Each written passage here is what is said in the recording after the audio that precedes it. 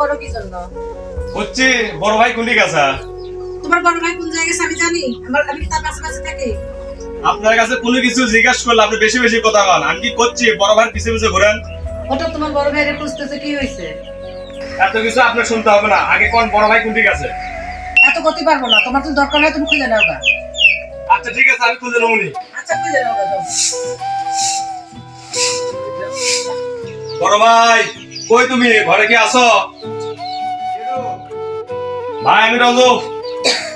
ভাই তোমার সাথে একটু কথা আছে, একটু বাইরে আসো। আচ্ছা একটু দাঁড়াও, আমি আসতেছি।